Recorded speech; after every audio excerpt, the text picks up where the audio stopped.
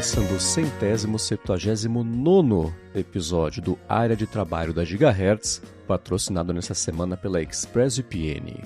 Quem fala aqui é o Marcos Mendes, e assim como toda semana, Bia Kunz e a Garota Sem Fio também tá por aqui. Tudo bom, Bia? Tudo bem, Marcos? Olá, pessoal! Tudo bem, a gente tá perigosamente perto do episódio 200 já da Área de Trabalho. Que é uma loucura, né? Desenho. Quase vai calhar de ter gravado no final do ano o 200, não, vai ser lá pro comecinho do ano que vem. Mas estamos quase lá, né? Ou seja, não faltam links, não faltam dicas de aplicativos, de ferramentas, das matérias, de estudos, que é tudo também o que vai ter hoje aqui no episódio. E nessa semana, inclusive, o Jefferson mandou pra gente, né? Uma coisa que eu sinto falta na área de trabalho é um local centralizando todos os links que são divulgados. Às vezes eu lembro de alguma coisa que eu vi vocês falando no podcast, mas se não lembro o episódio, o único jeito é sair entrando em link por link para procurar nas notas do episódio. Seria legal se tivesse um repositório assim. Aí ele fala, no mais, agradeço demais o trabalho que você, né, Bia, e eu fazemos. Ele fala, meu podcast favorito, muito obrigado. Obrigado. Muitas dicas sobre assuntos variados e sempre muito bem amparadas por estudos científicos. Aí eu acho que você respondeu alguma coisa pra ele, porque ele mandou uma segunda mensagem. Interessante, se precisarem de uma ajuda, eu me disponho. Qual foi a ajuda, Bia? Do quê? Esqueci. Gente, eu tô em época de prova, trabalhando, estudando loucamente aqui, então ainda bem que eu anoto tudo, não confio em nada na memória, porque é muita mistura na cabeça. Mas agradecemos muito, e isso que ele está solicitando é complicado porque, bom, gente, os próprios assuntos que a gente aborda, que parece que são inesgotáveis, mas é tanta atualização, e as pessoas mesmo falam, como é que eu vou acompanhar tudo que está mudando, ainda mais com IA, né? Bom, se você ouvir toda semana, você já vai estar se atualizando com as principais novidades. Então, um bom caminho já é esse. Agora, fazer um repositório, o problema, Marcos, é que logo vai desatualizar, né? Teria que ser uma coisa atualizada continuamente. E aí eu vou falar o seguinte, o Rambo, há um tempo, ele fez a API da Gigahertz, que está no GitHub, e tem todas as instruções lá para vocês poderem usar e mexer. E ela tem a lista de podcasts, é um JSON, né? E dá acesso aos podcasts, né? Então tem lá você tirar as diferentes imagens, descrição ou texto do corpo do podcast, categoria, subcategoria, cores, data, número de episódios, os hosts, etc.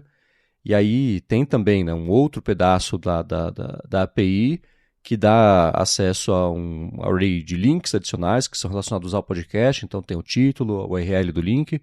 Eu recomendo dar uma espiadinha. Eu não chequei com o Rambo sobre os links da descrição, mas pelo que eu estou vendo aqui me parece que talvez dê para você puxar por isso, né? E o Jefferson até falou, né? Talvez jogar no GitHub ou GitLab, talvez uma página compartilhada do Notion ou dentro do próprio site do Gigahertz. No site tem a busca. E pela busca, se você lembrar, aquilo é o meu método de pesquisar qualquer coisa de e-mail, né? Você deve lembrar uma palavra relacionada, você tenta a sorte na busca. Talvez já tenha lá, mas um repositório gigantesco, grandão, deduplicado. Aí acho que exigiria um trabalho que talvez pela API você consiga fazer. Dá uma fuçada nessa semana, enquanto isso eu vou checar com o Rambo se tem na API, puxa mesmo os links das descrições dos episódios. E aí se não rolar, fica um desafio para todo mundo de buscar uma forma de fazer isso, né? Porque a própria descrição vamos pensar, do episódio vamos tem. refletir juntos aqui, né? Numa maneira de você... Que os episódios fiquem linkados entre si também. De repente você procura um assunto só e quer retornar quais são os episódios que esse assunto é mencionado. Então a gente está aceitando ideias, gente, porque a gente vai tendo insights, assim, podemos fazer isso, assim, mas a implementação às vezes nem sempre é viável. Então o que vocês sugerirem aí, mandem um feedback pra gente. Meu Telegram sempre aberto lá, @BiaKunz, a gente pode discutir isso, tá? Beleza. E aí na semana que vem eu trago a resposta definitiva, se a API da Gigahertz também dá acesso a puxar os links. Vamos descobrir. Se der, facilitou. Se não der, a gente bota as cabeças para funcionar, ver o que a gente consegue fazer. Porque as informações estão aí. É só um jeito de trazê-las para cá, e todo mundo que pensou em IA deve ser uma das soluções, né? Mas a gente traz aqui o follow-up na semana que vem. E falando em follow-up, sobre a Amazon e Mercado Livre, o Thiago Bernardo falou o seguinte: acho que a ideia de que a Amazon não pegou no Brasil talvez não reflita todos os cenários. O Mercado Livre melhorou muito a logística no Nordeste, mas a Amazon por aqui tende a ser mais rápida no meu uso. Eu tenho um grande viés de morar em Recife, onde tem centro de distribuição da Amazon, que torna a entrega em um dia bem comum, e recentemente alguns produtos começaram a aparecer com entregas do mesmo dia. O meu uso é bem o uso do americano médio. Compro sabonete, repelente, coisa do cotidiano, usando o desconto de compra recorrente. Nossa, isso é muito bom mesmo, compra recorrente. Eu uso para café. E eu tava pensando nisso, eu tava lendo alguns artigos sobre a economia digital, a economia dos apps que chamam, né, após pandemia e tal. E é impressionante como, coisa de 5 anos atrás, a nossa maneira de consumir era de um jeito e agora é de outro. Já tinha Amazon, já tinha Mercado Livre, que é mais Shopee, AliExpress, essas são as principais, né?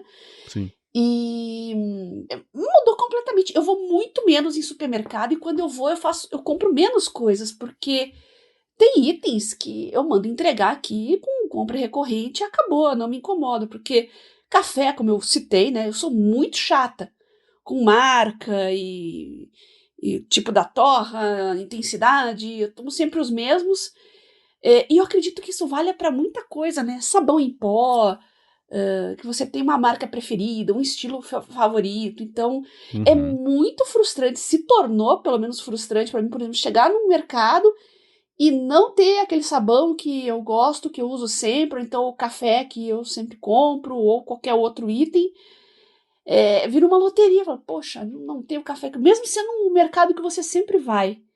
Né? Então, esses itens que você não abre mão, a entrega recorrente é perfeita. E aqui também, em Curitiba, tem itens que estão chegando no mesmo dia. Se você pedir até 10 da manhã, chega no mesmo dia. Eu testei e funcionou, viu? Comprei, acho que era 10 da manhã, mais ou menos, e chegou 9 horas da noite. Mas chegou, mesmo dia. Então, é muito impressionante. Isso, claro, depende de onde você mora, qual que é o centro logístico mais próximo e o que tem nessa logística regional, então isso varia muito de região para região, tá, gente?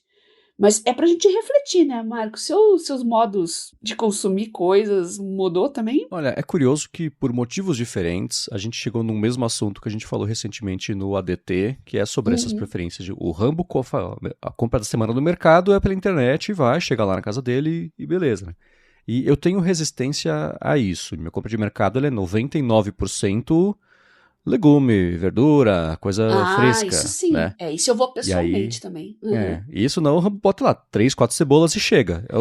Eu prefiro escolher a minha cebola, porque às vezes a escolha tá difícil, entendeu? E aí fica assim, quem tá escolhendo talvez não tenha essa mesma preocupação, ou não sabe que se eu vou usar a cebola grande e a pequena, né, como é que vai ser a minha semana.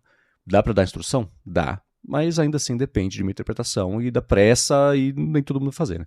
Então eu tenho um pouco de resistência a isso. Mas sem dúvida que eu vi que o mundo descobriu a compra online para muita coisa, e a pandemia teve mesmo muito impacto nisso. Você vê que as portarias de prédios passaram a ter o puxadinho das muambas lá, porque não cabia mais só embaixo ali da mesa, né, na portaria. Aqui no prédio mesmo, né? No prédio que eu morava antes... Foi engraçado que o cantinho das muambas virou o registro de água do prédio inteiro. Porque era um lugar grande, com uns nichos grandes também, com porta, e naquele prédio específico não tinha o que fazer. Era ou ali ou o porteiro ia ficar, né, submerso em muamba.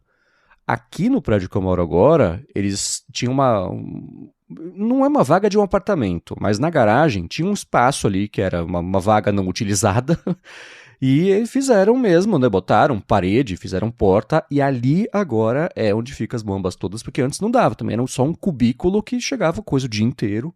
Na portaria mesmo, né? Na parte de fora para dentro, fizeram uma entrada específica com um buraco específico para chegar a encomenda também.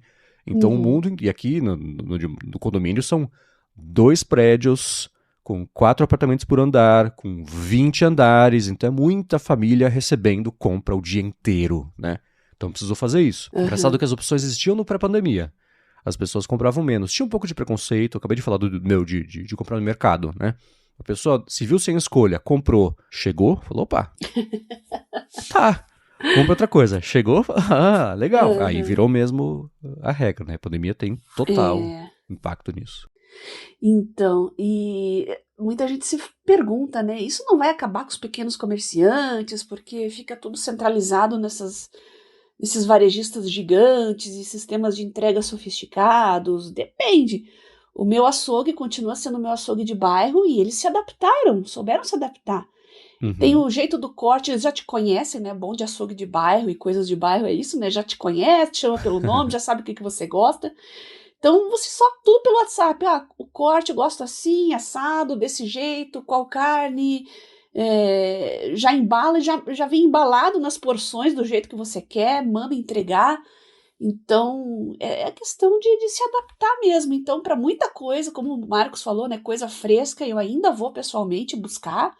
Açougue é o meu açougue de bairro, mas essas coisas mais industriais mesmo, né, o café, o sabão em pó, os 2 exemplos que eu usei, dá perfeitamente para você colocar numa entrega recorrente, aí numa grande plataforma. E você falou de portaria, eu acabei de lembrar que eu tive 2 conhecidos aí muito recentemente que os condomínios deles colocaram aquela portaria remota. Já ouviu falar?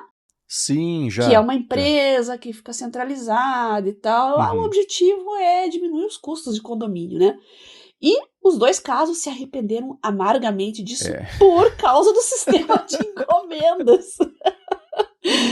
Ou seja, ou você está em casa o tempo todo, então tem alguém que está lá o tempo todo, ou você vai ter que abrir mão desse conforto e pensar numa outra solução, né? E em todo condomínio, gente, é massivo o negócio, quantidade de coisa chegando todo dia, o tempo todo. O Marcos falou, né? Tem condomínios que estão adaptando lugares, aquelas caixinhas de correspondente já não serve mais. Não. Estão organizando lugares para acomodar caixas e pacotes. Gente, as coisas mudam muito rápido, né? A gente nem pensava nisso 5 anos atrás, mas tá aí. O próprio lance de pedir comida. Eu lembro que quando eu trabalhava na agência, então faz uma boa década isso, tinha, né, a gente ia pedir Pizza Hut, a Pizza Hut insistia muito, peça pelo site. Eu falava, nem pensar que eu vou pedir pelo site, isso aí eu vou imprimir, vai cair atrás do armário, nunca vai chegar minha pizza, já pegaram meu dinheiro. Eu tinha um preconceito com isso, né? E o iFood resolveu isso pra muita gente, né? Então, esse tipo de coisa, né, foi primeiro o iFood. Todo o lance de economia de apps, né? Então, desde um Airbnb e Uber até o iFood, parte de entrega, os pequenos comerciantes tiveram que se render. Alguns estão nas plataformas, né? Então, você compra do pequeno comerciante no Mercado Livre. Compra do pequeno na Amazon, um pouco menos. Pelo menos aqui no Sudeste, né? Então, foi rolando mesmo essa adaptação. Esse lance de portaria eletrônica, né? Eu só tive uma experiência com isso, eu achei terrível mesmo, porque não funcionou. O prédio de uns amigos meus e também, né? Demora 30 vezes mais para você conseguir entrar no prédio. E, por outro lado, tem prédio que tá colocando dentro do prédio pessoas para levar a encomenda de iFood do térreo pro andar tal. O entregador não pode entrar, mas o prédio tem uma pessoa dedicada, chega à noite a receber comida para subir lá e no 6º andar e levar a comida, que eu acho meio curioso. Mas enfim, isso tá acontecendo também, né? Sim. Agora sobre o suporte da Amazon no Brasil, a Primansur falou, ano passado eu comprei um smartphone que atualizaram como entregue.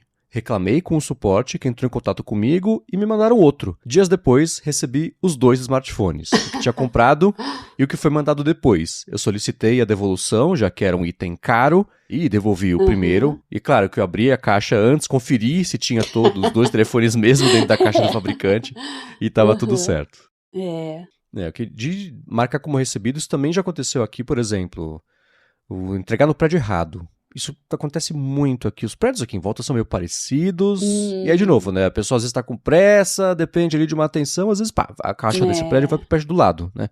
Mas o próprio pessoal dos prédios tem um sistema de comunicação entre eles. Chegou aqui uma encomenda, não sei o quê. E aí tem uma redistribuição a cada 1 ou 2 dias. Mas certo. Isso de marcar como entregue, às vezes é só um erro, mas às vezes some mesmo. E fechando essa trinca sobre a Amazon, o Edson Nakano falou, sobre comprar na Amazon, eu nunca tive problemas e dependendo da promoção ou do horário da compra, muitas vezes recebi produtos no mesmo dia, que nem você, né, Bia? Já no Mercado Livre, eu tive problema uma vez com compras indevidas no meu cartão de crédito que somaram 15 mil reais, devidamente estornados pela administradora do cartão. Ele falou, hoje uso só o cartão virtual temporário no Mercado Livre. Comprei, apaguei. Faz super bem, ainda mais quando tem quem gosta de fazer compras mais volumosas, assim, em termos de valor, né? Às vezes quer fazer uma compra única, tal, e as informações circulam, né, gente? Contei histórias aqui já de ligações legítimas de varejo de pessoas criminosas infiltradas que acessam seus dados, seu histórico de compras e ligam dizendo, deu um problema aqui na sua compra e tal, você comprou isso, a pessoa comprou, foi aprovada a compra, mas ele liga dizendo que não foi e pede os dados do cartão. Então, olha, gente, Brasil e golpe, gente, são irmãos siameses, tem que tomar todo o cuidado do mundo. Assim, pra ser justo, não é só o Brasil, mas aqui tem muita criatividade mesmo.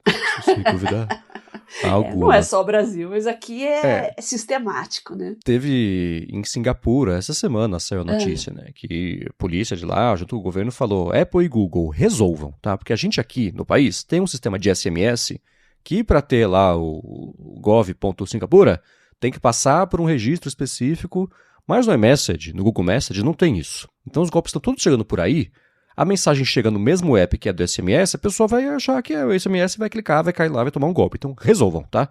E as empresas falaram que elas vão resolver também, então tem para todo canto, mas aqui é claro que acontece também. Né? Agora, Bia, uma recomendação que o Alisson mandou falou o seguinte, com 4 episódios de atraso, tá aqui uma recomendação para a Bia. Opa! É o Raindrop, raindrop.io, para você salvar e organizar artigos e páginas da web. Ele falou que é uma excelente alternativa ao Pocket e ao Instapaper. Sim, eu testei o Raindrop, quando o Pocket lá anunciou seu fim, né? Comecei a caçar alternativas, testei várias, o Raindrop foi um deles. Eu não lembro por que eu não me adaptei a ele. Tô tentando lembrar aqui, mas eu testei, não aprovei e acabei ficando com o Instapaper mesmo. Agora que eu resolvi o problema da extensão, eu tô em lua de mel com o Instapaper, tá tudo bem por aqui. Mas para quem não conhece, o link vai estar aqui na descrição. Aí. Teste, gente. Cada um tem um estilo de uso, uma necessidade. A minha necessidade sempre foi ser multiplataforma. Funcionar bem em todas as plataformas, mobile, desktop, web. Então, o Instapaper se sai muito bem nisso. Agora, sobre o Comet, o navegador de IA com a gente da Perplexity, o Fabiano Castelo falou, depois de usar o Comet desde o princípio, nesse fim de semana voltei para o Chrome. Não consegui colocar o modo agêntico no meu dia a dia, talvez porque eu já tenha o costume de fazer isso no ChatGPT Plus, ou talvez, ele fala, mais provável, porque toda vez que eu usei, é muito demorado. Meu cérebro não entrou no modo fazer e tomar um café para esperar. Pensei em usar o Atlas, mas fiquei com receio por conta de problemas de segurança que são comentados. Acho que com mais integrações, com MCPs, por exemplo, talvez eu volte a usar. Perguntou o que a gente acha disso tudo. Segurança é tudo, gente. Ainda está tendo uma resistência justamente por esse motivo.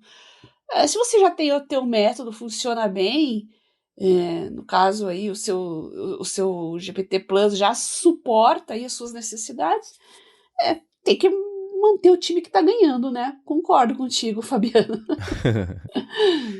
Tem alguns casos. Para compra, é o principal risco hoje em dia, que não quer dizer que seja um problema. Isso é que nem... E é muito interessante estar falando isso depois de falar de compra online, né? Porque o mundo descobriu injeção de prompt. Que a gente até fala, técnica nova não é nova, sempre existiu. Mas agora que você pode dar um comando para o navegador comprar coisa na farmácia, que foi o exemplo de umas semanas atrás, existe um vetor de ataque que é o seguinte, um site malicioso feito para enganar LLM.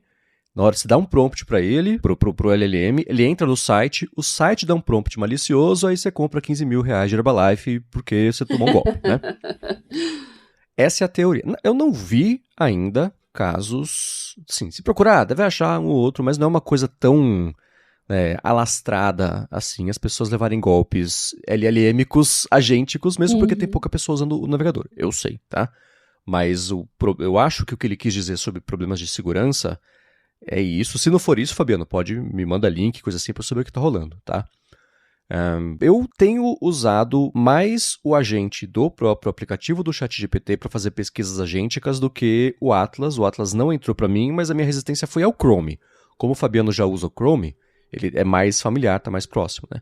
O Atlas, que é do ChatGPT, né, da OpenAI, eles têm semanalmente atualizado com um bando de coisas e recursos complementares de experiência de uso e de navegação, e não de IA, que é interessante. Então, parte de interface, eles estão dando umas boas polidas, integração, agora pintou integração com o OnePassword, semana passada foi lá com as chaves do iCloud, eles estão estruturando, né, para ficar mais fácil da pessoa fazer a migração sem sentir muita falta de muita coisa. Mas é um processo, né? Não tem jeito. Eu fiz a pesquisa clássica com o agente do GPT ontem, que eu e a Lari vão viajar. Falei, tá aqui esse lugar. Procura lugares parecidos nessa região. Aí sim, fui fazer outra coisa. Aí no aplicativo do ChatGPT, pelo menos para Mac, tem notificação. Quando ele termina de fazer a pesquisa, que levou uns bons 5, 10 minutos, notificou, tá pronto, vai lá ver. Aí beleza, fui lá ver, né? Mas exige mesmo isso de você fazer delega a tarefa e de fato acha uma outra coisa para fazer enquanto ele está fazendo isso. É difícil desligar esse cérebro, porque agora eu vou fazer isso, agora eu tô fazendo isso, né? Peraí, deixa isso pra falar. Qual era a minha próxima coisa da fila mesmo? Você faz, mas fica aquele processinho na cabeça pensando ainda na tarefa anterior, né? Então existe essa mudança mesmo de hábito de fazer. Agora vai assim, de um lado vai ser inevitável os navegadores todos terem funções agênticas, de outro, quem estiver, né, tentando, antes de todo mundo mexer, se acostumar, vai passar por uma fase de adaptação, né? Vai trilhar o caminho pro resto do mundo, vai poder usar, vai dizer para as empresas como é que é o melhor jeito, né? Não tem jeito. Mas tem sim esse vetor de ataque que é um site malicioso enfiar um prompt no meio do caminho para enganar o navegador e o navegador fazer o que o site quer, não o que você quer. Eu vou reafirmar. Não conheço, de primeiro contato, alguém que tenha passado por isso. Mas talvez tenha poucas pessoas usando. Claro que pode existir caso, vai no site, vai ter uma matéria de alguém que levou o golpe, mas não é a regra, tá? Então, e as próprias empresas sabem disso, elas estão tentando mitigar. Não vai existir sistema perfeito, mas nunca vai existir sistema perfeito, né? A gente não é perfeito, a gente toma golpe também. Mesmo tendo uma atenção enorme para isso, né? 30 anos de experiência. Então, eu acho que não seja por isso que vocês têm que deixar, não deixem de usar por isso. Acho que essa é a minha recomendação. Concordo. Testa. Quiser testar para coisas menos potencialmente graves, né? A gente fala muito sobre pesquisa agêntica para busca, mas não precisa ser só para busca, né? Pensa no caso de uso e testa, coloca para fazer isso, vê qual que é o resultado. Dá para ver, né, durante o processo que ele está trabalhando, entre aspas, todo, de novo, entre aspas, a linha de raciocínio dele, você vê todo o histórico, você consegue intervir, para, deixa que daqui pra frente eu faço.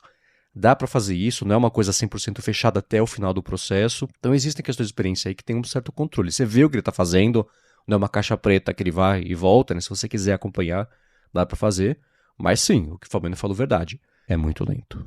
É enervante, parece que eu vou, né, é uma má comparação horrorosa, mas todo mundo vai entender o que eu falei. Parece assim, vovó, faz pra mim a pesquisa lá, tá, deixa eu clicar aqui. Aí vai digitando, catando milho, assim, e vai com o mouse, deixa eu ver, é esse o botão? Pesquisar, onde tá pesquisar? Não sei, acho que esse é azul, deixa eu levar o mouse, e vai, isso demora mesmo, não tem jeito, tá? Até essa inferência ficar mais rápida, que vai levar um tempo, vai ser meio lento mesmo. Ainda assim, é mais rápido do que você fazer tudo na unha. Igual sim. Os incas faziam. Isso, sem dúvida. E principalmente de paralisar as tarefas do dia a dia. Enquanto ele está fazendo uma coisa, você faz a outra. Seja tomando um café, seja seguindo com outra parte do seu trabalho que não tem a ver com essa primeira parte. Uma coisa depende da outra. Aí dá pra ir entrando no fluxo. Aqui, essa semana, o Claude tá cantando, viu? Tô super... Então, tô dando conta muito bem de tanta coisa e tá sendo uma mão na roda, porque eu tô fazendo muita apresentação, tô montando aulas. Então, eu sempre... É aquele negócio, eu faço meu trabalho de pesquisa, depois eu faço um outline, depois começo a fazer slide. Slide é a última parte lá, eu faço meio em cima da hora, porque eu não preciso mais me preocupar tanto com formatação usando o Gama, né? Mas cada passo a passo, eu sempre passo na IA para revisar. E às vezes ali acho umas bobagens que eu ia passar vergonha depois. Meu Deus, como é que eu coloquei isso, né? Então, e código, agora eu tô colocando... os novos modelos aí do Claude e do Gemini à prova, né? Então tem uns códigos grandes, uns documentos bem grandes para revisar, jogo para um, jogo para outro para ver como é que eles se saem, né? Quero comparar, tá tendo uma guerra aí, muita gente analisando aí, fazendo teste de QI, como dizem, né, das LLMs, e eu tô pondo a prova aí. Agora saiu mais uma atualização do Opus, né? Uhum. E a IA tá cantando aqui, gente, essa semana. Trabalhos robustos, viu? Tá dando Excelente. conta. Às vezes, antes do café ficar pronto, eles terminam, viu? Ó, aí sim. Aí rolou. Aí rolou. É.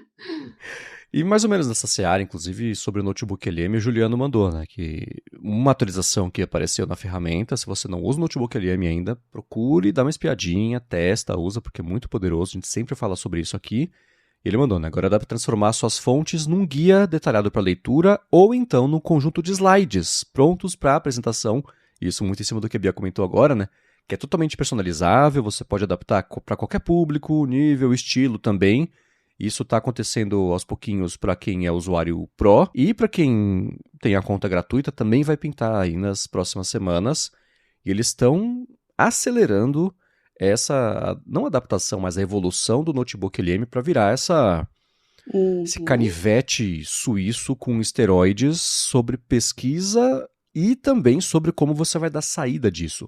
Seja o lance do podcast interativo, que você conversa com os hosts, seja de uma apresentação mesmo no estilo mais PowerPoint, seja de apresentação no estilo de slides, num videozinho, junto com, né, a explicação. Então tá cada vez mais poderoso para fazer isso no Notebook LM, que é muito legal. E a gente tem que fazer uma coluna fixa aqui no podcast, né?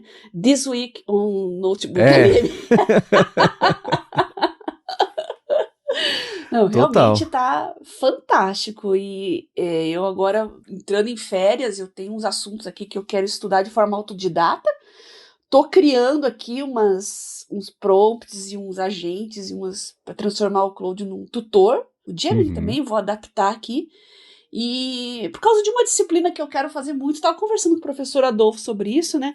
E que não fecha a turma, que eu fico muito decepcionada com isso. Mas eu tenho ementa, eu tenho bibliografia, né? E falou, vou pegar isso aqui, vou criar uma disciplina aqui num chat e deixar o Claude, colocar ele como meu professor, meu tutor, e vamos ver o que vai acontecer. Eu tô bem curiosa para... Eu acho que já tem maturidade suficiente para isso, né? Para desespero de todos os professores do mundo aí. Eu terei novidades daqui uns 2 meses e vou contar para vocês, tá? Como é que foi a experiência. Ótimo, porque aí vai ser a experiência de primeira pessoa de uma coisa que a gente tá falando há muito tempo aqui, né? Sobre esse impacto do outro lado da sala de aula, de como é que vai ser. Né? Isso, e eu vou fazer em plataformas, tenho 2 coisas que eu quero estudar aqui, autodidata. Os mesmos prompts, o mesmo estilo, só que eu vou testar um no Gemini, um no Claude, para ver como é que ele se sai, né? Fazer um comparativo mesmo. Boa. E mais ou menos sobre isso, a OpenAI divulgou, tem um site que eles divulgaram casos de uso do ChatGPT para educadores, né? Professor sempre sofre, não só em sala de aula, mas fora de sala de aula, né? Planejar disciplinas, planejar provas, materiais e atualizar, né, sempre as suas aulas, montar slides, às vezes é uma tarefa penosa para muito professor, principalmente os mais antigos, né? Sempre sofrem em fazer slides que sejam atraentes, né? Porque aluno do ensino médio é chato pra dedéu. Você botar um slideshow lá desinteressante, eles vão dormir. Então, poxa, então você tem que adquirir aí mais uma habilidade, ficar fazendo um slide engraçadinho e tal. Não, cria um prompt lá, faz lá o perfil dos seus alunos, deixa para IA criar. Então você tem aqui um portalzinho, né, chamado Chats para Professores do Ensino Médio. E tá lá, gente, é colaborativo, tem experiência de outros professores na mesma situação que vocês, então é uma coisa bem fiel à realidade, e não testei nenhum, sou professora de ensino médio, mas vocês podem testar, e vocês que forem, mandem um feedback pra gente aí, que eu quero saber o que vocês acharam. Eles fizeram, nessa semana, a OpenAI anunciou uma iniciativa que é voltada, isso é para Estados Unidos, né? E mesmo esse site também eles falam sobre como professores pelos Estados Unidos compartilharam chats que eles têm, os prompts para planejamento de lição, pesquisa, tarefa administrativa. E a OpenAI lançou o ChatGPT for Teachers. E é voltado para... Eles têm o K-12 lá nos Estados Unidos, né? Que é desde o kindergarten até a 12ª série. Basicamente o ensino fundamental, né? E vai desde o jardim de infância até o que era o terceiro colegial, sei lá como é que chama hoje. Então eles estão investindo muito nisso, que a gente vê outras ferramentas de IA, plataformas investirem em estudo. Tem muita startup ligada a estudo, eles fizeram isso agora, e esse site apareceu como complemento disso, né? Eu sempre falo sobre isso, né? Que para quem não está muito familiarizado com o que essas ferramentas fazem, as pessoas chegam, nossa, eu sei que dá para fazer tudo. Aí senta ali e não consegue fazer, não sabe exatamente o que fazer, né? Porque tanta coisa, de tanto jeito, o notebook ele é a mesma coisa, é tão poderoso que tem gente que chega e não sabe para onde ir. Eu sei que dá para fazer, que tira um proveito disso, mas eu não me sinto, né, confortável. Esse site é meio para isso. Ele exemplifica diversos tipos de tarefas, desde a hora da prática da sala de aula até o planejamento da aula, criar ali o mapa do currículo que vai ser das aulas ministradas ao longo do semestre, ao longo do ano, fazer o rascunho de um projeto, de como que você passa a lição, como usar a IA na outra parte, né, para administrar as lições e provas que foram entregues, etc. Desenhar atividades também para fazer na sala de aula. E todos eles, nesses prompts, têm também o resultado, né? Ou um doc, ou um PDF, né? O resultado disso para ficar mais fácil, um PPT, né? Para ver como fazer. E aí, a hora que você clica num desses exemplos, aí você vê mesmo a conversa bonitinha para ir se familiarizando, né? É só Estados Unidos, quer dizer, foi criado nos Estados Unidos com a realidade de lá? Foi. Mas dá para olhar e adaptar para a realidade daqui, seja você um professor, uma professora ou qualquer outro caso de uso que envolva você fazer parte do processo de alguém aprender alguma coisa. Não tem que ser só escola, né? Então, mesmo sendo o caso o exemplo sendo de nicho, vale todo mundo dar mais piada. Porque aí pode destravar, sabe o quê? De você para você mesmo. Você poder fazer, ajudar com o GPT para você aprender uma coisa nova sem depender de ser uma turma com 40 crianças que não querem aprender. Então, é bem poderoso, tá? Vale a pena dar mais piada com esse asterisco de que foi criado por uma realidade bem diferente da brasileira, de sala de aula, de estudo, de currículo, tudo diferente. Porém, o conceito tá ali. Dá para aprender, assim como eu falei sobre o processo de raciocínio lá, que não é raciocínio, eu sei, mas vamos lá, né? Do GPT navegando na web, do Comet navegando na web, que você vê o passo a passo e com isso você aprende como ele funciona, aqui é a mesma coisa, mas para você tirar proveito de você aprender uma coisa nova ou você fazer parte da ajuda de ensinar uma coisa nova para alguém. Então, todo mundo passa aqui, dá uma espiada, que vocês vão sair desse site tendo aprendido algo novo sobre ensinar ou sobre aprender, que é muito bom para a vida, né?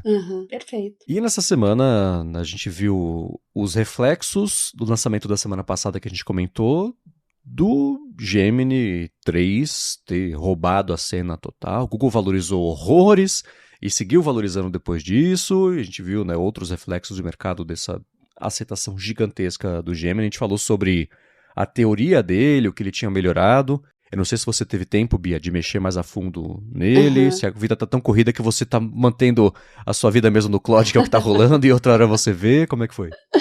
Tá corrido, mas tô dando conta justamente porque eu tô testando essas novidades. Não posso ainda detalhar minha experiência completa, tô testando, tô usando, até porque, como eu expliquei antes, né, eu tô colocando no pau aqui o Gemini, né, atualização com a atualização do Opus, né.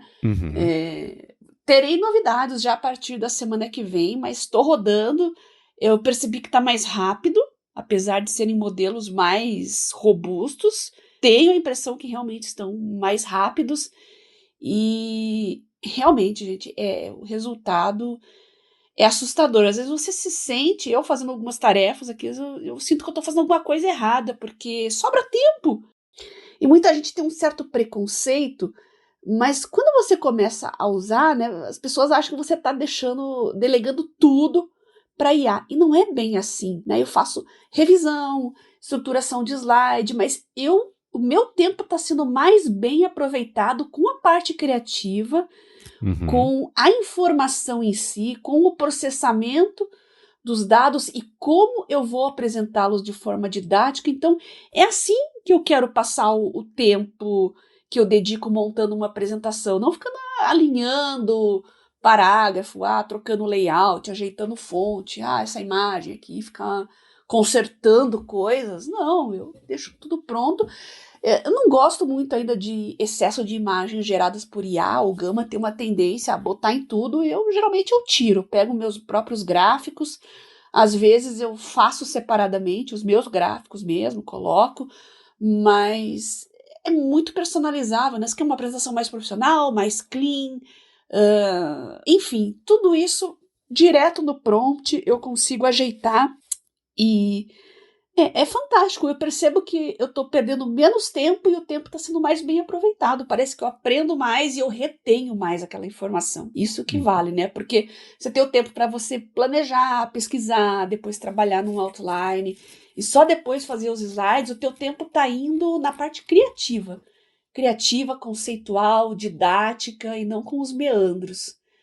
É fantástico, eu acho maravilhoso e esses modelos estão muito espertos e, como eu disse, para fazer revisão, né, antecipar perguntas, eu coloco lá o que a plateia, professores, tal, podem perguntar para mim após essa minha apresentação.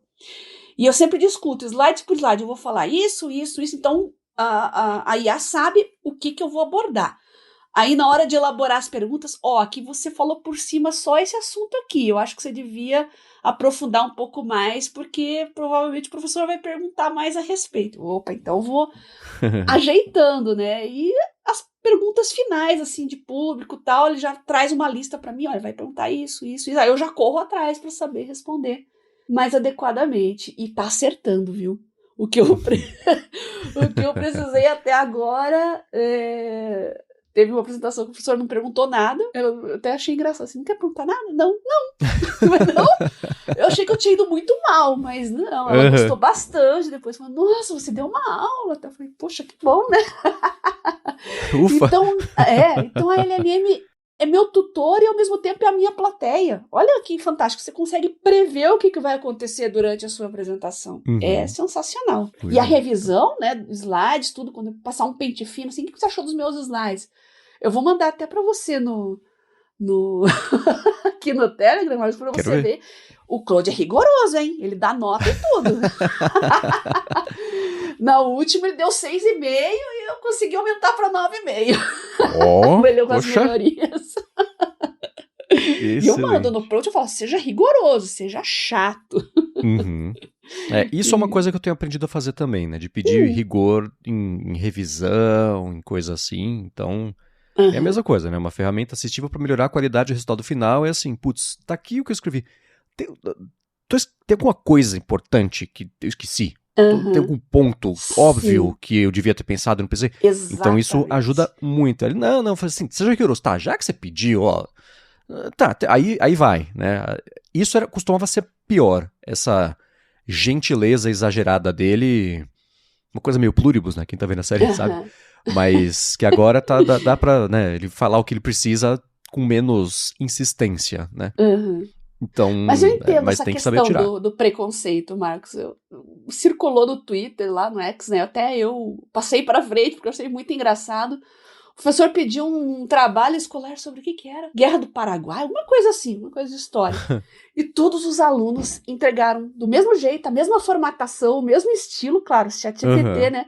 E o mais louco, os alunos printaram a tela do celular, não tiveram nem o trabalho de formatar um documento, eles printaram a tela do celular com fundo preto e mandaram imprimir.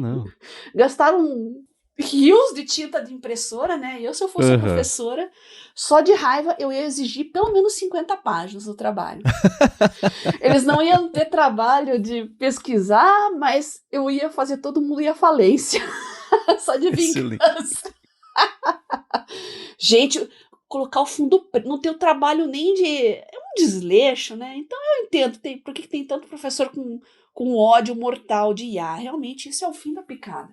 Me lembrou quando no Hard Fork, aquele podcast que eu gosto, que é do Times, etc. Eles falaram que teve um fotógrafo de casamento que falou, cara, as pessoas estão lendo, tipo, votos de casamento direto no telefone da interface do GPT lá no púlpito ali. Não tá nem tirando, imprime, né? Bota na carta bonitinha. Não, tá. Você vê que a interface do GPT tá lá, vou te amar pra sempre, você tudo sempre quis. Nossa, que loucura, né? Agora vocês entendem por que se fala em emburrecimento, em falta de raciocínio, falta de análise crítica, né? É o mau uso. Mas vocês que ouvem aqui o Área de Trabalho não precisam se preocupar com isso, que vocês não vão emburrecer, tá bom? Né? O problema, isso eu vejo, a gente até vai falar sobre isso já, é as pessoas. É a impressão percebida de que você é incompetente porque você está usando o GPT como parte do seu processo. Né? Isso. Porque o mito, especialmente de internet desmiolada, é que se você está usando é porque você é burro. E que as pessoas são burras, elas estão usando, e aí vira, né? E não é necessariamente assim, né? A gente tá rindo aqui do caso de quem usa o GPT e lê da interface do GPT pra fazer voto de casamento. Dá pra fazer isso? Isso é um mau uso? Não sei. Se você emocionou na hora ali, ok. Se foi parte de um pedido que você fez e melhorou o texto, ok. Se você for, vou casar amanhã, dá aqui 10 votos de casamento, aí não, né? Mas usar como parte do processo para melhorar a qualidade que tá fazendo é para isso que serve. Sim, às vezes a pessoa é tímida. O problema é o preconceito, né? É introvertida, não sabe usar bem as palavras.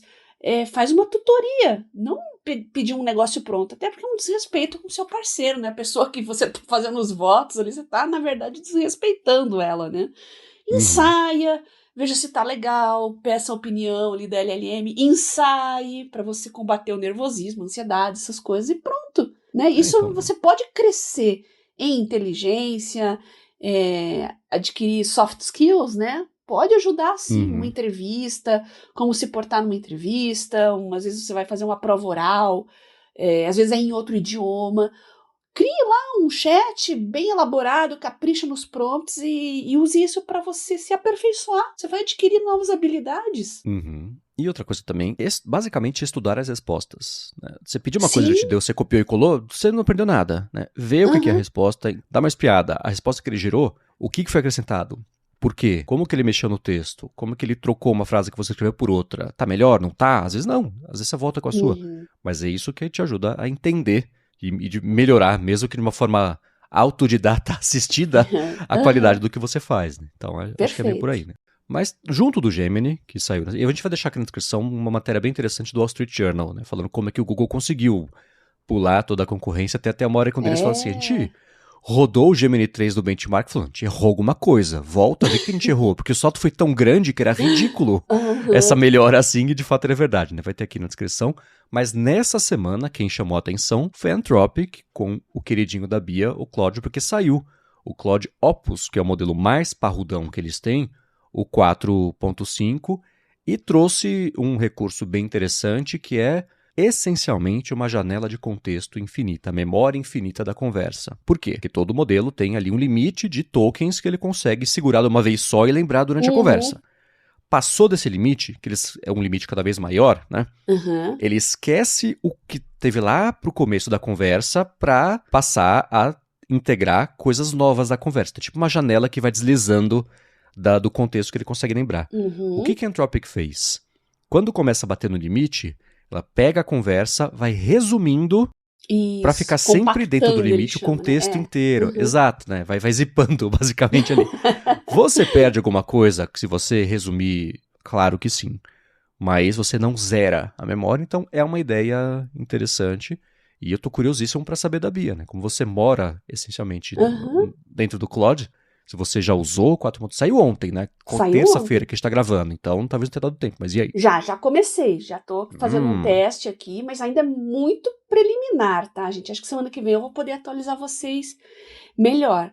Mas, sim, eu tinha o hábito, para evitar esse problema, eu volta e meia, eu relembrava ele no prompt, olha, você lembra daquelas diretrizes iniciais lá que discutimos, não se esqueça que agora que nós estamos no processo final dessa discussão, dessa elaboração, revise novamente, prestando atenção naquelas diretrizes lá do comecinho. Aí, tá bom. Então ele dá um estralo assim e vai dar uma atenção especial.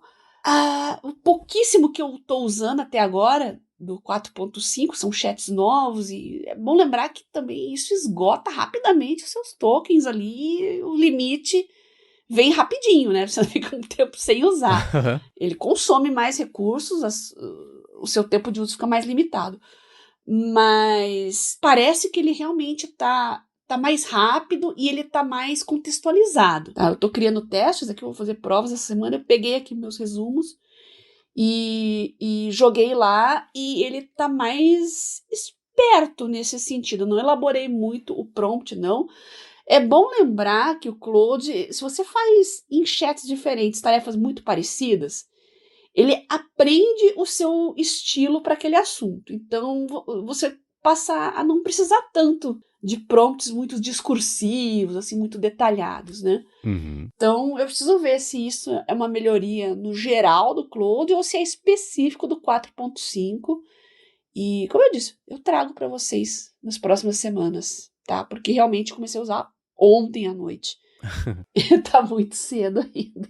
E claro que todo mundo pode também dizer pra gente as impressões. Sim. Comentar com a Bia no Telegram e com a gente em gigahertz.fm/feedback. Usem e contem pra nós. Excelente. A seguir, eu tô muito curioso para saber da Bia as impressões a respeito de um estudo que parece que bombou nessa semana, que ele é um estudo perfeito. É um estudo perfeito de um assunto recorrente aqui do Área de Trabalho, que é a diferença entre você escrever e você digitar quando o assunto é estudar, retenção de conhecimento. Mas eu acho que essa discussão vai para uma direção que você não está imaginando. Mas como diria o João Kleber, peraí. Antes disso, eu vou agradecer a ExpressVPN, que está mais uma vez patrocinando o Área de Trabalho e que quer te ajudar. Você que vai viajar agora no fim do ano, você vai usar o Wi-Fi que você não conhece e você vai expor seus dados, porque você não controla como é que está a segurança, você não sabe como é que está a segurança, quais dados são coletados. E o mais bacana, se você for em expressvpn.com/adtrabalho, você testa de graça por um mês. Se bobear, é o tempo da sua viagem, o que é uma maravilha. E se você quiser seguir assinando, caso você assine o plano anual, no final desse ano, eles dão para você 3 meses ainda para você usar, para depois, se você quiser, você renovar, né? Então, se você for usar o Wi-Fi do aeroporto, o do avião, que você paga, mas ainda assim os seus dados são coletados, os sites que você acessa são coletados, isso é analisado, vai saber onde vai parar, né? Qual que é o seu dispositivo, isso também é usado, né? Se você saiu de um site e foi para outro, esse acompanhamento faz o quê? Que você receba a propaganda mais direcionada ainda, com base nos seus dados, em quem é você. Você devia poder proteger esses seus dados. E você faz isso com a ExpressVPN, você roteia a sua conexão aos dados pelos servidores dela, e nem ela sabe os sites que você está acessando, por quanto tempo, qual dispositivo, qual aplicativo, o servidor que bateu, o arquivo que trafegou, o que é excelente. E para streaming é muito bacana também, porque eles têm servidores em mais de 100 países. Dependendo do país que você usar para rotear a sua conexão, você acessa o streaming e você vê o catálogo desse país, que é diferente do catálogo que tem aqui no Brasil, o que é muito bacana também. Se destrava conteúdos do mundo inteiro, tendo assinatura só daqui, né? Então, para ver como é fácil colocar no telefone, no tablet, no computador, na TV, dependendo do modelo, na Apple TV, que é como eu uso aqui em casa todo dia, até no roteador de casa direto, se você quiser, para a conexão de todo mundo estar roteada ao mesmo tempo, vai em expressvpn.com/adtrabalho, testa por um mês de graça e se você assinar o plano anual, você ganha 3 meses de bônus aí no fim desse ano. Muito obrigado, ExpressVPN, pelo patrocínio de mais esse episódio do Área de Trabalho e pelo apoio a toda a Gigahertz. Obrigada à ExpressVPN por deixar os ouvintes do Área de Trabalho mais seguros e mais produtivos também. Muito obrigado e vamos lá, Bia. O nome do estudo é o seguinte: anotações digitadas versus feitas à mão e o desempenho para estudantes universitários, né? Uma meta-análise. Eu traduzo aqui em tempo real rapidinho, o texto aqui vai estar em inglês para quem quiser dar uma espiadinha. E é um estudo que, pelo que me parece, bombou nessa semana. É um assunto que a gente sempre falou aqui, né, sobre como escrever à mão, você acaba fixando melhor por N motivos. E por isso, com essa premissa, eu pensaria, nossa, tá aí mais um estudo que a Bia vai falar, putz, exatamente isso, e esse é o problema da tecnologia moderna, essas crianças que não sabem de nada passam o tempo inteiro no TikTok. Não é isso? Qual que foi? Eu vi que teve o apoio de muita gente, o próprio Jonathan Haidt, que é um cara que a gente já falou aqui, que tem os livros, né? Como é que chama lá o livro da rede social dele, que fez sucesso, que a gente até Geração fez review aqui. Ansiosa. Geração Ansiosa, né? Ele rapidinho, em tempo recorde, entrou e falou, é isso mesmo, né? As crianças estão usando tecnologia do jeito errado, vai deixar todo mundo mais burro. Bombou. Mas aparentemente tem alguns... E é um estudo, já foi revisado por pares, não é um pré-print, Então ele saiu e foi confirmado aí, né, para pessoas que sabem do que estão falando, que os achados do estudo, de fato, pelo menos, né, eles teoricamente seguiram o rigor científico e estão certos. A conclusão do estudo, para a gente poder falar sobre isso, é que o escrito à mão traz inúmeros benefícios de retenção do aprendizado e de desempenho para longo prazo em relação a quando o estudante vai lá na palestra, digita as anotações dele do que ele está vendo, e aí depois qual que é a retenção disso, etc. Tem, logo de cara, um dos gráficos do estudo que mostra a nota de estudantes que fizeram à mão versus estudantes que anotaram só digitado. E, pelo barulho que esse estudo fez, eu acharia que seria muito mais discrepante a diferença. O overlap entre quem estudou e quem digitou e quem escreveu à mão, ele é de, me parece, uns bons 90% do desempenho de nota. E ela é tipo grade A, B, C, D, né? Não é nota que nem a gente tem aqui no Brasil, né? Sim. Mas ainda assim ficou, tá vendo só, blá blá blá blá. Mas eu sei que a Bia talvez não concorde com tudo o que esse estudo trouxe. Vamos falar sobre ele, Bia. Bom, esse assunto chegou até mim por um post do Adam Grant, lá no X. Ele é professor, pesquisador na área de psicologia, né? A mesma área do Jonathan Haidt, né? E ele foi bem fatalista, assim, de cara, né? Está na hora de remover laptops das salas de aula. Aí ele começa a falar por cima, por causa do que se trata, né? É uma meta-análise, esse estudo que nós vamos falar aqui, então, não é um estudo, né? São um grupo de estudos meta-analisados, né? 24 experimentos. Isso significa o quê? Já existiam os estudos Sim. E esse grupo pegou eles todos para mastigar e juntar num resultado só? É um estudo que abrange diversos estudos e fala, bom, vamos criar um consenso aqui e ver o que os estudos falam. Tá. É basicamente isso. Isso é uma meta-análise. Então, são 24 experimentos e ele fala que os estudantes aprendem mais e têm notas melhores depois de fazer anotações à mão do que digitando. E não é só porque elas ficam menos distraídas. Escrever ajuda a fazer um processamento mais profundo, um processamento mental mais profundo. E ele falou, pen is mightier than keyboard, né? Caneta é mais mágica, mais poderosa que o teclado. É uma brincadeira, né? Isso. Que fala que a caneta é mais poderosa do que a espada, aí aqui ele tá falando que ela é mais poderosa que o teclado. Exato. Aí o Jonathan Haidt fala também que há cada vez mais e mais evidências, né, que colocar computadores e tablets, interessante que ele botou tablet junto, pessoal. Então, é tudo que é digital, tá? Nós estamos falando de papel mesmo, celulose e qualquer outra coisa digital, tá? Então, é um erro, né, colocar computadores e tablets na carteira dos estudantes, né, que isso foi um erro. E eu concordo com o Adam Grant, que está na hora de remover laptops e tablets, aí de novo, né, das salas de aula. E depois tem um outro comentarista ali, que aparentemente é professor, né, ele fala que é um coach instrucional, professor de ciência, e ele fala que o que ele vê, né, na experiência dele em sala de aula é a distração, né? Você está num dispositivo eletrônico, os alunos são facilmente distraídos por tudo que tem ali, né, nas telas e estimulando e notificando e o tempo todo, né? Então, eu concordo porque eu acho que excesso de distração é cansativo para a mente, tá? Então, você ter uma mente mais limpa de fato, é muito melhor para o aprendizado. Mas, em se tratando de jovens, né, estudantes, adolescentes, universitários jovens, eles não conseguem separar as coisas, né, Marcos? Toda hora precisa de um estímulo, né, e a coisa tá tão feia que vai ter novela na Globo agora na vertical e de 3 minutos cada capítulo. Eu vi o pessoal falando, e mesmo assim vou assistir na velocidade 2. É por aí, então precisa daquele monte de estímulo, precisa se distrair, precisa que tudo seja envolvente, mas esse é um caminho equivocado, né? E outro fala aqui, né, um outro comentarista fala que isso é extremista demais e que é possível integrar computadores na educação de uma maneira positiva, como a Alpha School demonstrou, e nós já falamos da Alpha School.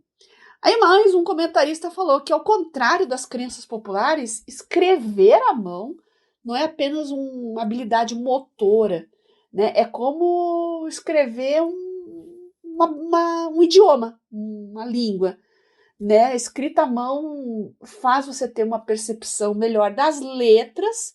É aquele negócio que a gente falou, né? O encadeamento das letras, a habilidade manual. Isso, de fato, escrever à mão exige uma acuidade motora um pouco mais refinada, e isso ativa processos neurais diferentes no cérebro que meramente você digitar. E os estudantes tendem a preferir digitar porque é mais rápido. E eles ainda são presos naquela ideia equivocadíssima de que você tem que copiar ipsis literis tudo que o professor fala, né? Gente, lá nos anos 90 eu até pensava assim também, mas hoje você chega em casa, você pega as suas anotações de aula, você tem livro na internet, né? Você não precisa nem ir para a biblioteca, nem ter esse trabalho, você já tem tudo digital, você já tem ChatGPT, você tem vídeo no YouTube, tutorial, e um indiano sempre à mão ali para condensar tudo em 3 minutos para você. Então, você não precisa copiar ipsis literis tudo que o professor fala, mas os estudantes não estão presos nessa ideia e ficam lá, né? Eu percebo isso em toda aula, eles avidamente escrevendo, né? Até os suspiros do professor. Então, isso é péssimo, tá? Você vira um estenógrafo, não um estudante, e o ideal é você escrever à mão e focar ali em anotar os tópicos do que está sendo dito e insights do que o professor fala, porque os detalhamentos você vai pegar isso em outros materiais depois. É importante você passar por isso, né? Ao contrário de que muita gente prefere estudar por slide e quer tudo pronto para decorar na véspera da prova, você pegar no mesmo dia, processar aquelas informações da aula que você teve, você vai aprender muito mais e vai reter isso a longo prazo. Comigo está funcionando assim. Hoje aqui eu estou pegando as minhas anotações de todas as aulas, né, as condensadas, e estou só fazendo teste. A minha revisão é jogar na IA e mandar fazer perguntas para mim, e é assim que eu estou testando, fazendo minha revisão para a prova. Não estou lendo slide, nem as notas de cada aula individualmente, eu nem cheguei perto, né? Eu só estou aqui nas minhas notas estruturadas para revisar, que são só as palavras-chave e questão, tá? Então, é um mito que os estudantes não conseguem se desgarrar, né? E o teclado é tão bom, né? É tão rapidinho, você tá ali escrevendo, sente um quentinho, né? Você acha que tá sendo um estudante eficiente, né? Escrevendo tudo que tá sendo dito. Mas, aí a gente vai no estudo, vamos ao que interessa agora, né? Falamos dos tweets, agora vamos lá para o estudo. Então, essa meta-análise, né, não é bem o que o Adam Grant falou de que está na hora de tirar os laptops das salas de aula, tá? Tem muitas nuances aí que a gente pode discutir, né? Para quem gosta de estatística, se vocês forem lá na metodologia, vai estar escrito que o efeito, né, o tamanho do efeito, é um G0248 para um P de 0001. Isso significa que o efeito é modesto. Isso eu estou falando da meta-análise, gente. É o que todos os estudos trouxeram, tá? Então, esse favorecimento das anotações manuscritas aí é melhor, mas não é tão melhor assim. Exato. Então, vale para a gente reforçar o que eu falei na minha introdução aqui agora. O que você faz com o que você anota e não como você anota. Aí que tá. Tem gente que nem anota, que pega o xerox, texto, apostila e pega aquele famigerado marca-texto e pinta tudo. Fica tudo lindo, colorido, e ele acha que tá aprendendo, né? Isso é uma armadilha, gente. Nossa, esse negócio de sublinhar, né? Você acha que está aprendendo e tal. Não, aí você chega no dia da prova, do teste, você lembra que você pintou de cor de rosa e que estava no rodapé da página tal e não lembra o que era, né? História da As cores te dão uma familiaridade, mas não te dão dominação sobre o assunto. Então, muito cuidado. Sublinhe, pinta. As minhas notas aqui são todas pintadas, mas porque eu associo elas. Então, às vezes eu uso até a mesma cor. Ah, que interessante aqui. Estou falando do cromossomo Filadélfia. Então, tudo que envolve o cromossomo Filadélfia, leucemia, papai, eu pintei tudo de cor de rosa. Então, eu passo pelas minhas folhas. O que eu preciso saber sobre essa leucemia aqui? É leucemia mieloide crônica. Ah, tá. Então, tá tudo de cor de rosa ali. Então, eu faço um insight em segundos. E eu gravo essa informação de forma não linear. Então, não é ficar lendo parágrafo por parágrafo e pintar o que você acha importante. A não ser que você pegue isso, depois pegue uma caneta, um lápis e comece a estruturar, fazer um mapa mental, um fluxograma, qualquer coisa. Processe aquelas informações que você pintou, tá bom? Às vezes ajuda, porque tem anotações e tem livros e artigos que são tão prolixos que às vezes você pintar realmente ajuda, sabe? Vai direto no que interessa, mas processe aquilo depois. Então, tá aí, gente, o estudo tá falando, tá? O efeito é modesto, tá bom? Agora, o que o Grant fala ali, né, ele... Sempre aquela confusão, né, de interpretar correlação com causalidade. Então, vamos tirar os laptops das salas de aula, né? Então, não é bem assim, não é só tirar os laptops, né? É tirar as notificações, de repente usar a caneta digital ali ao invés do teclado para você escrever melhor, mas tirar tudo que é digital de sala de aula é radical e não quer dizer necessariamente que as coisas vão melhorar, tá? Agora, bom, a gente está falando que é uma meta-análise, né? São diversos estudos, então tem algumas diferenças pequenas entre eles, porque as metodologias eles são diferentes e olhando um por um ali, eu joguei no Claude, procura esses estudos aqui para mim e tal, e o que cada um falou sobre tal e tal coisa, né? Ele listou separadamente para mim ali. Ele não alucinou, ele realmente achou os estudos. Importante. E é interessante porque eu fui atrás de um desses estudos que o Claude falou assim, olha, esse estudo aqui, os alunos que se beneficiaram da digitação é porque eles têm dificuldades motoras, ou então porque eles precisam de alguma tecnologia assistiva. Olha, então são estudos heterogêneos. Aí eu já comecei a ficar com o pé atrás, né? Então não dá para você fazer uma meta-análise com essas heterogeneidades, assim, importantes e consideráveis entre os estudos, tá?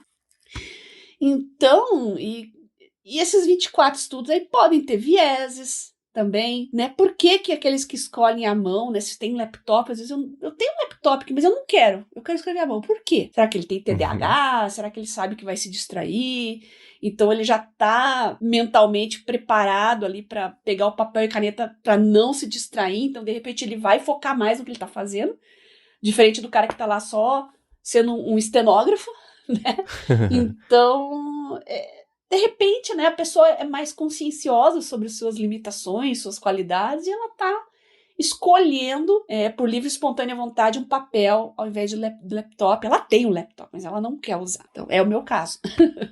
Eu quero escrever, porque digitar comigo nunca funcionou, não gosto, e gosto de puxar seta, gosto de anotar no cantinho, gosto de usar uma cor diferente, ali passar um amarelo, botar uma estrelinha, né, rabiscar. Eu gosto desses rabiscos, assim, porque ajuda a entender melhor o que eu tô dando importância ali, qual que é o destaque que eu tô dando. Ao passo que você escrever num Word, ali, abre um documento do Word, tudo fica igual.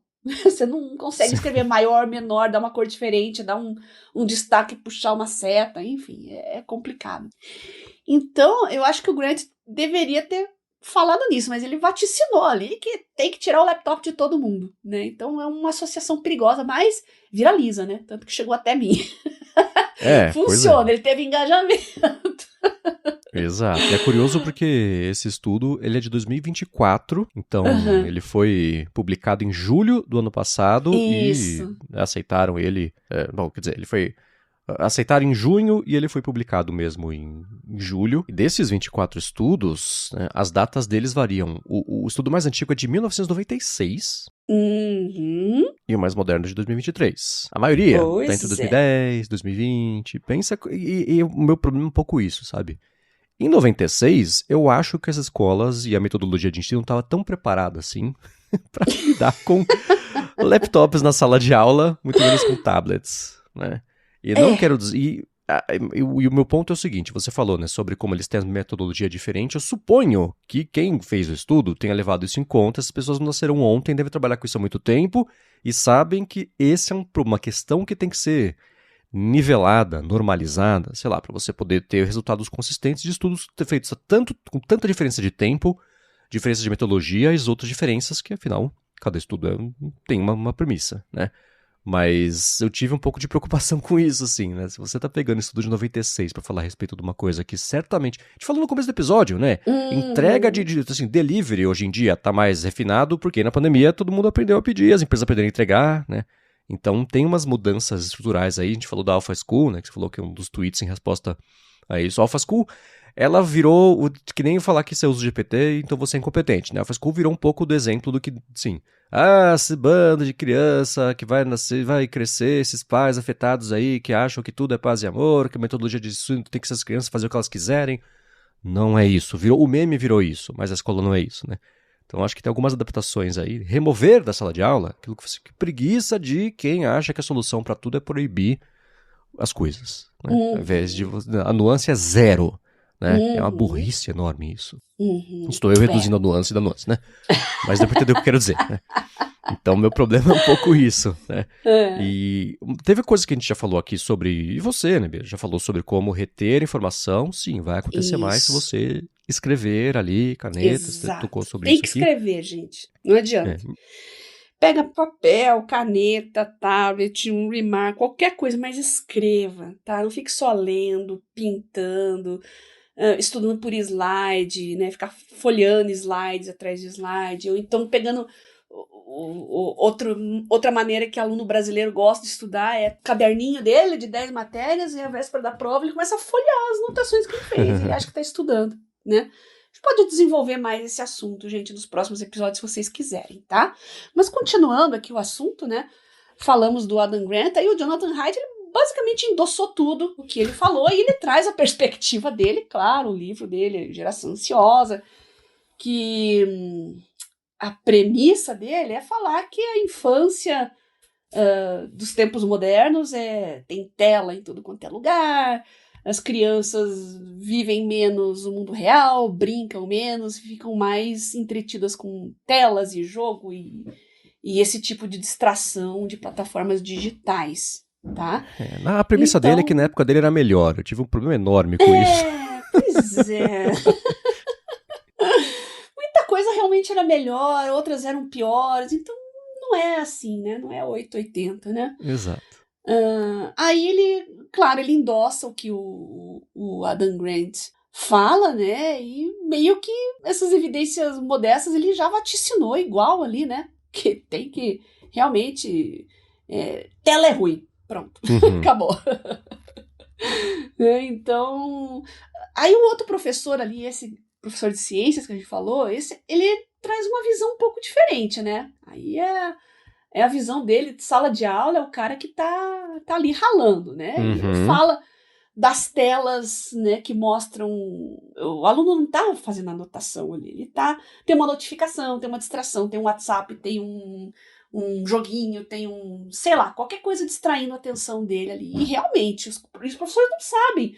O aluno tá com aquela tela dele ali, o laptop aberto, ou o tablet, olhando pra frente, com às vezes aquela cara de peixe morto, assim, com quem tá muito entretido, prestando atenção, mas ele tá pensando no nude que ele recebeu no WhatsApp agora há pouco. Aí ele fica com aquela cara hipnotizada, assim, né? O professor, não, nossa, como ele está prestando atenção em tudo que eu falo. Tá nada, tá viajandão, né? Tá entretidíssimo com a gripe espanhola. Né? Eu sento mais na frente, né? Eu não tenho mais 18 anos, eu enxergo mal, eu escuto mal, então eu sento na frente. Mas quando eu sento mais no fundo, assim, eu percebo as telas. Tem muita gente fazendo anotação com tablet também e caneta, tá?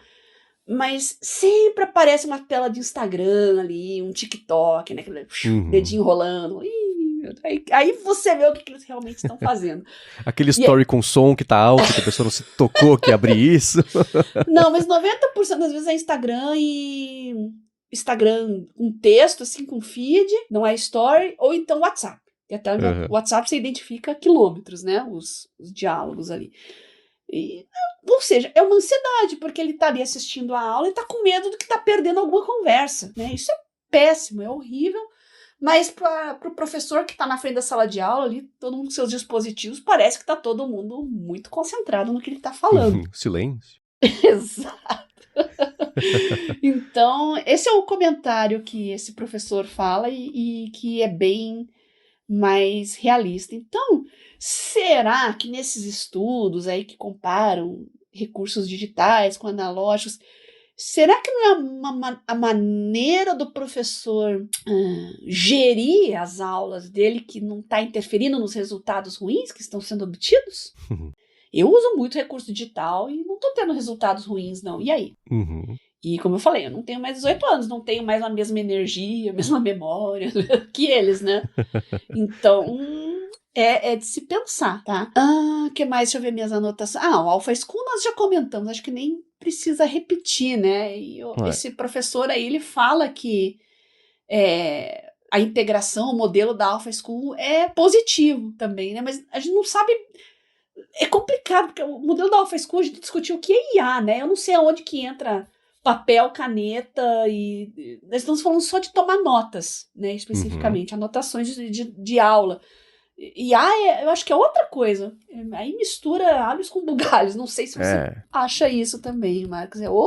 É tutoria por IA, é self-learning, autodidatismo. É outra coisa. Então, não tem nada a ver com prestar atenção em aula e fazer notas, né?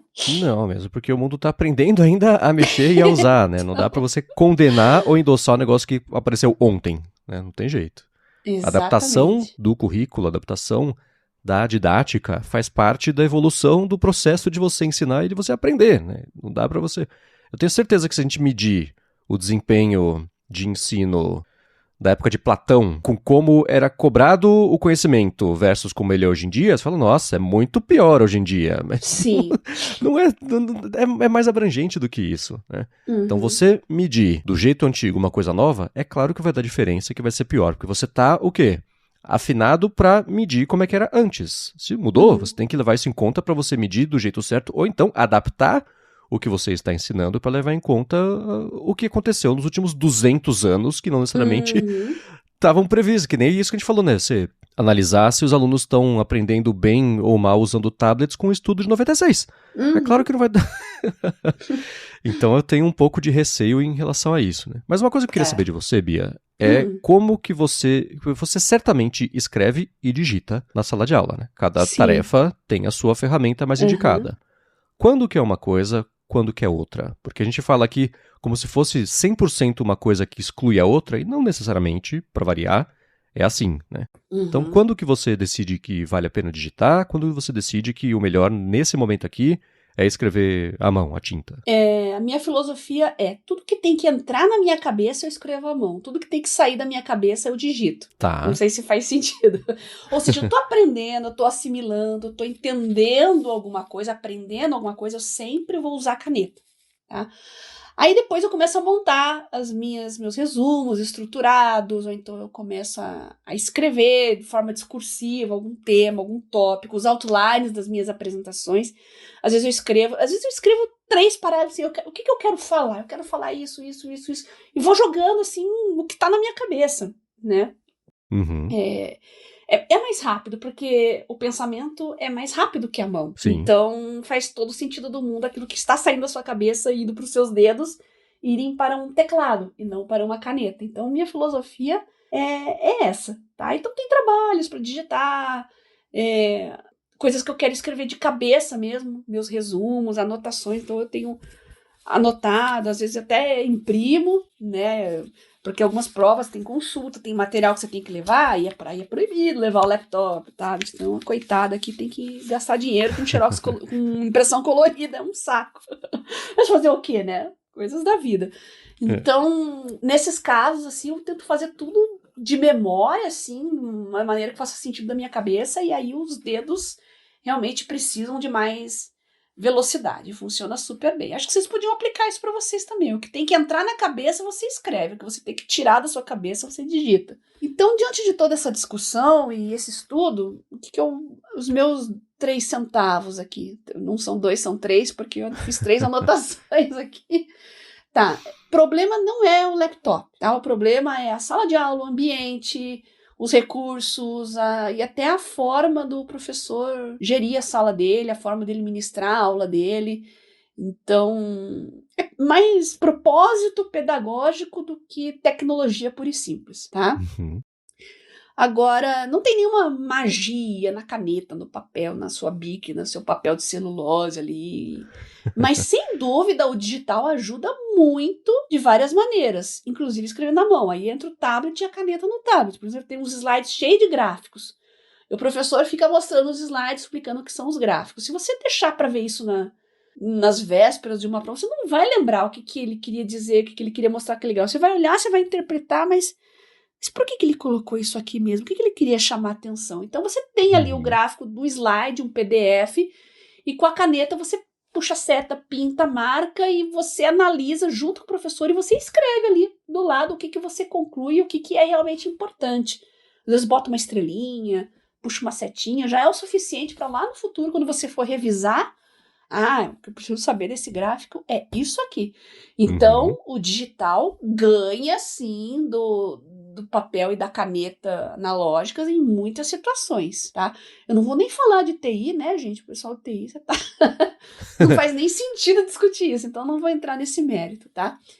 E a terceira conclusão minha é como resolver isso, né? Tá, estamos trazendo essa discussão aqui, eu acho que tá faltando ensinar para os alunos como é que eles devem estudar, né? Eu dei uma aula sobre isso recentemente lá e eu percebi que eles não sabem coisas que para mim eram óbvias, para eles não eram óbvias, né? O que é um mapa conceitual? Por que um mapa mental é tão útil para você fazer uma revisão de um assunto, né? E aquele negócio, por que você fica digitando até o último suspiro do professor? Isso aí que ele está falando, você acha em qualquer lugar quando você chegar em casa. Você acha no livro, você acha na internet, você acha no YouTube. Para que ficar perdendo seu tempo? Anote só aquilo que ele realmente considera importante, o que você considera importante. Anota só os tópicos do que ele cita, não precisa detalhar esses tópicos. E o que for realmente importante, você dá um destaque, puxa uma seta, adiciona uma informação ou pinta uma cor diferente para você lembrar depois que aquilo é importante. Mas é óbvio, né? Mas todo mundo fica naquela noia ainda de querer copiar tudo, e não é assim, tá? Então, estudantes precisam aprender a aprender. Claro que vocês podem dizer pra gente também se vocês concordam ou principalmente se vocês discordam. Que se você ensina, diz pra gente como é que é no seu dia a dia, como é que você vê esse tipo de coisa. O meu desafio quando eu era criança, e estava na escola, eu era um péssimo aluno, sempre fui, né? Era saber o que era importante. Porque você só sabe o que é importante na hora que você está estudando. Pra mim era assim, né? Então, se eu não anotei, quer dizer que eu tô perdendo uma coisa que talvez vai cair na prova, porque eu não sei o que é importante, porque eu não prestei atenção. Então, tanto faz. Você não tinha contexto, né? Eu não tinha contexto, eu tô projetando aqui, né? Então a dificuldade que eu tinha era mais essa, né? Mas aí é um caso específico. Mas a gente quer saber de vocês, especialmente em relação a essa meta-análise, esse estudo. Se vocês acham que é por aí, se vocês discordam, a gente quer muito saber a respeito disso. E para encerrar o episódio, Bia, eu quero saber o que você acha a respeito de uma dúvida que quem mandou pra gente lá em gigahertz.fm/feedback foi um ouvinte anônimo. Ele falou o seguinte: trabalho com informações confidenciais da empresa e fico com receio de utilizar o ChatGPT para analisar essas informações e sugerir ações estratégicas. Já marquei a opção nas configurações para não utilizar os meus dados para o treinamento, inclusive já entrei no portal de privacidade da OpenAI solicitando para os meus dados não serem utilizados. Esse meu receio é exagero? O que vocês sugerem? Não, acho que toda cautela nunca é exagero. A gente tem que... tem que temer mesmo essas novidades, né? Agora, eu não sei, Marcos, diretamente o que diz lá nessa opção aí das configurações do ChatGPT sobre os dados, não usar os dados para treinamento. Tá tendo uma polêmica agora também do Gemini usar o Gmail, não sei se você está acompanhando isso. Sim, mas é mito. Pois o Gmail não lê esses e-mails para treinar LLM. Eu fui atrás disso e não fazia muito sentido. Então... Tem coisas que são exageradas, tem coisas que não são exageradas. Agora, o que ele não vai usar? Essa que é a minha dúvida. É o material que você disponibiliza para o ChatGPT? É só os dados do chat? Você trabalha com documentos, com PDFs? Isso conta? Então, desculpa, ouvinte, eu tô com mais dúvidas que você. O que você acha, Marcos? Eu acho que ele tem que tomar cuidado, sim. Não acho que o receio é exagero. Agora a gente tem que ir um pouco mais atrás para ver o que realmente eles estão usando ali para treinar os modelos, o que especificamente, né? A OpenAI tem aquela política de, para contas corporativas, o dado é da empresa, isso não é usado, analisado, coletado para treinamento, etc. Mas para contas pessoais têm que fazer o opt-out. Ele falou que ele já fez. Significa, eles coletam a menos que você fala que você diga que você não quer. Se você, ouvinte anônimo, está preocupado com o uso de você lida com dados confidenciais da empresa e você está preocupado, não usa. Porque, assim, tudo bem que a OpenAI não é a Meta. Eles se comportam feito a Meta, às vezes dá uma raiva danada, mas eles não são a Meta.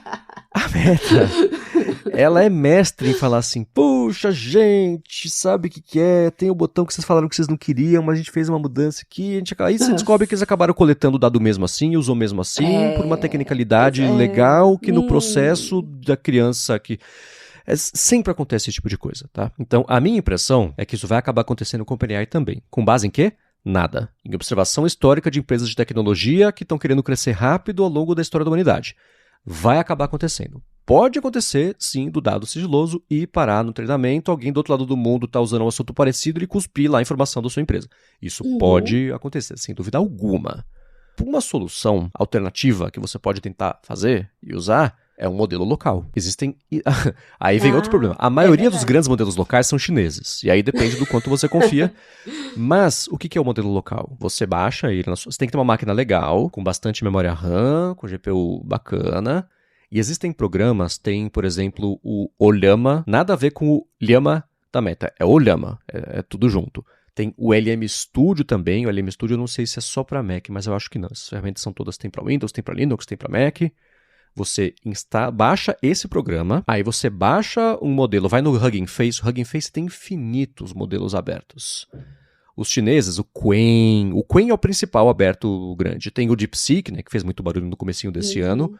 Você baixa esse modelo, usa o LM Studio, o Ollama para carregar, abrir esse modelo e você usa. E ele roda localmente, não precisa de internet. Ele faz todos os cálculos de tokens, etc., na sua máquina. Você pode usar com o modo avião ligado, tanto faz. O cálculo roda na sua máquina. Há desvantagens. A velocidade é a primeira delas. Dependendo do modelo, foi engraçado. Outro dia a gente estava falando sobre isso no Slack do 95Mac. Alguém mandou, foi rodar um modelo local, mandou oi. Deu 5 minutos e ele respondeu oi. Então demora. Esse é um caso extremo, tá? Não vai demorar tanto assim com todos eles, mas você vai notar uma diferença de desempenho sem dúvida alguma. Mas aí é o que o pessoal chama de trade-off, né? Você vai ter pelo menos essa segurança de que o dado que está sendo calculado ali com a resposta não está saindo da sua máquina. Tem uma segunda questão, o desempenho, né? A OpenAI, o Google, a Anthropic, eles estão disponibilizando para o mundo inteiro o modelo utilizável mais rápido e melhor, com a qualidade melhor de resposta, da análise de dado, vai elucidar menos, etc, etc, etc. Os modelos locais, eles estão lá com a qualidade de quando eles foram exportados. Tudo bem que eles atualizam também, tipo GitHub, né, o repositório. Você vai entrar lá, vai ter uma versão nova, atualizada, você consegue voltar para a antiga se você quiser, mas tem esse detalhe também, tá? Então, testa modelos locais, pega os da Qwen, que são, né, os modelos da Alibaba, ela está voando com a qualidade de modelos. DeepSeek acabou de lançar também uma versão atualizada do modelo deles que chamou a atenção do mundo no começo do ano, mas eles estão um pouquinho defasados, tá? Eu iria de Qwen. E testa, vê se funciona com a máquina que você tem, para a necessidade que você tem, né? Os modelos abertos, se você quiser mergulhar uns 3 passos mais para frente, você também consegue ajustar, fazer o que eles falam que é o fine tuning, que é deixar ele ainda mais afiado para a sua necessidade específica. Para isso, você vai ter que pegar muitos dados do que você quer subir e basicamente retreinar o modelo com isso para ele ficar melhor com isso. Vai ter um pouco de viés com os seus dados, porque eu suponho que você não tenha milhões e milhões de giga e de tokens e de parâmetros para treinar, ele seja um pouco mais limitado, então ele vai ficar muito refinado para que você subir como exemplo. Ele vai sempre puxar esses exemplos, que é isso que você está fazendo, né? Mas também é uma opção. Então, o resumo é, se você está desconfiado que o OpenAI pode pisar na bola e usar os seus dados, não usa. Porque, assim, eles falam que não vão usar, mas vai saber, né, o que vai acontecer de verdade. Daqui a uns anos a gente vai descobrir o que eles estão fazendo. Então, o seu caminho principal, eu acho que nesse momento, é você usar modelos locais. Com esse asterisco de que o desempenho você vai notar diferença sem dúvida alguma. Resta saber se, mesmo com essa diferença, ele vai cumprir o que você precisa, ou sendo assim vai ser mais rápido você fazer à mão. Voltando para o assunto do estudo, né? Perfeito. Acho que o modelo local é a melhor saída mesmo para você não ter essa preocupação. Agora, se você está numa máquina da empresa que não permite colocar modelos locais, às vezes é uma empresa grande e tem compliance, eu acho que você poderia, se realmente o que você está fazendo de trabalhar com dados para ações estratégicas e está sendo positivo para o seu desempenho, para a produtividade, a empresa está ganhando com isso, com eficiência, e a empresa for grande, eu acho que você pode sim ir até o compliance, levar essa situação para eles. Eu já precisei fazer isso, tá? E aí eles podem, dependendo da natureza dos dados, tudo, dar uma resposta mais adequada para você. E faça por e-mail, tá? De alguma forma que você documente isso, é importante. Tá? Na hora que estourar, se estourar, aí vai se defender como, né? Sim, exatamente. Excelente. Se der algum problema, fala, não, eu aqui, ó, procurei o compliance e a resposta deles foi tal. Pronto. E se precisar, eduque o compliance a respeito disso, porque talvez atualize o compliance a respeito disso, porque... Mostre os ganhos que você está tendo com o seu Pode uso. fazer uma diferença grande. Exatamente. E diz pra gente se essa dica ajudou, porque é bom a gente também ter esse feedback, né, pra saber se de fato rolou ou se hoje em dia empresas não querem mesmo chegar perto e não adianta chorar, espernear, explicar, que eles falam não, porque não e pronto, né? Diga pra gente como é que foi essa recepção a essa ideia. Bom, para achar os links de tudo o que a gente comentou, você vai em gigahertz.fm/adtrabalho/179 ou também dá uma espiada nas notas no seu player de podcasts. Obrigado, ExpressVPN, pelo patrocínio do episódio de hoje. Obrigado a vocês que deixam os reviews e as avaliações e, principalmente, quem recomenda o Área de Trabalho, quem fala, estou escutando o podcast, ele está me ajudando por isso aqui, você tem que escutar também. Muito obrigado, vocês ajudam aqui a gente a seguir chegando a ouvidos cada vez mais novos e mais distantes. E é claro, obrigado a você, Bia, por semana após semana ajudar todo mundo, inclusive eu, a ter uma vida cada vez mais produtiva. Eu que agradeço você, Marcos, pelo convite para fazer o Área de Trabalho, nossos patrocinadores que viabilizam ele, e vocês, ouvintes, mandando dicas, sugestões, comentários, links, prints. E a gente falou aqui, né, sobre abolir laptops de sala de aula, essa discussão aí, caderno de papel versus laptop. Eu já dei meu veredito aqui, eu sou contra tirar o digital de sala de aula, né? Mas eu quero ouvir de vocês, se vocês concordam, discordam, os motivos, principalmente se forem professores ou estudantes, trazer a perspectiva de vocês sobre esse assunto e outros que nós discutimos aqui a partir do meu Telegram, @BiaCunze, tá? Vocês podem mandar tudo para lá e também pedir para mim o sacolão de links que tem os nossos grupos, né? O Produtividade Móvel, Mundo Sem Fio, o IA na Prática, do Albert, o meu canal no YouTube, o meu canal no Telegram. Então, mandando lá para @BiaCunze e pedindo os links, eu mando o sacolão para vocês. Excelente. Para falar comigo, MVC Mendes, lá no Threads. Apresento por aqui o Área de Transferência, também o A Fonte. Apresento para a Alura o IA Sob Controle. E vocês encontram meus textos no 95Mac. Obrigado mais uma vez pela audiência de vocês. E a gente volta na quarta que vem. Beijoca sem fio a todos e até semana que vem.